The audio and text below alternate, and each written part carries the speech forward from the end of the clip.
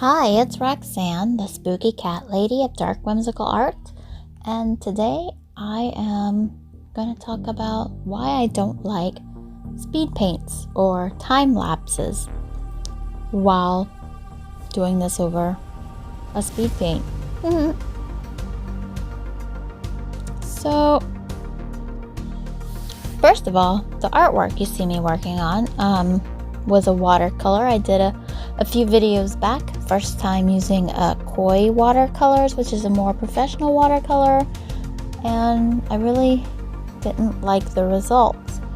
Now, I don't use watercolor very often, but so I gave it a try, and yeah, it didn't go well. So I decided to take some Prismacolors and do some stuff over it and see what I could do. And as I go, you can tell I get tired of working on it because I just start getting really sloppy and making a mess, and I don't really feel like I made it any better. But let's get to the actual topic, which is speed paints or time lapse, whatever you call it, sped up artwork. And a lot of artists make these kind of videos, which I understand why you would do it, but honestly, I find them boring to watch. So why am I making one now? I don't know, because they are also easy to make, and you get to make artwork while you're doing it, so you're kind of killing two birds with one stone, aren't you? You're making an artwork and you're making a video with minimal effort. That's why I kind of not a fan of them. They're boring to watch, especially if it's just a speed paint and the person is not talking or talking about their process or even just ranting about something. Like, I watch Emily Artful's videos, and she does a lot of speed paints, but she also rants about the horrible things other artists have done to her, how they stole her art or said bad things about her and stuff. So it makes it more entertaining. Whereas where it's just a speed paint with some music, I get kind of bored. So I'm just throwing that out there to people who like to do that kind of video. It's okay once in a while, but if that's all you make, after a while it's just kind of the same thing over and over again.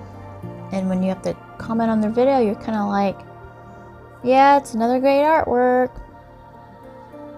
So I would actually like to hear your process while you're doing on it. Why did you do that? If you made a mistake while you're working on it, how did you fix it? That kind of stuff. That would be interesting. So I hope maybe some of you will listen to this and give it a try. I know some of you are worried about your accent and people understanding you. Don't worry about that. I mean, I speak perfect English and I still talk with a weird accent because I'm still uncomfortable making videos and recording and stuff, so I say a lot of ums and so's, and probably gets really annoying to listen to, and the way I talk probably gets annoying to listen to. So hopefully over time and practice and this whole making a video every day that I'm doing right now, I'm doing it so that I can get over all of that. And I think if you guys give it a try, you can get over it too. Like, there's Jordan, I'm trying to think of his last name, Petrucci, makes horror,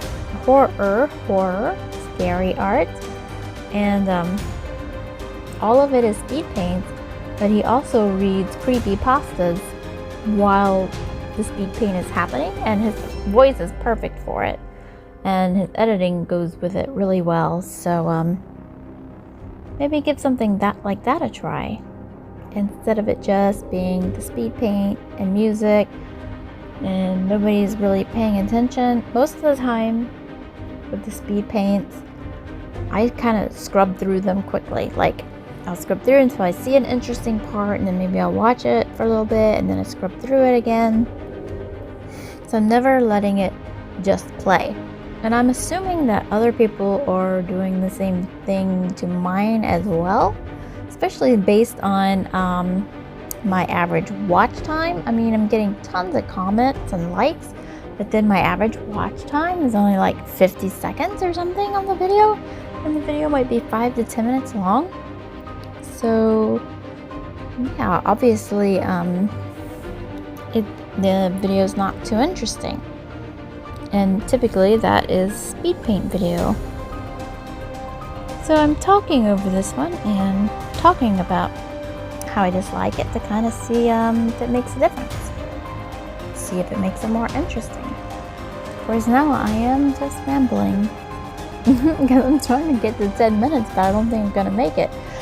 So you might disagree with me, and you might love Speedpaints, and if you love watching Speedpaints, like you can just watch 1,000 of them and never have a problem, never get bored, never like throwing 2x speed or skim through it, awesome for you.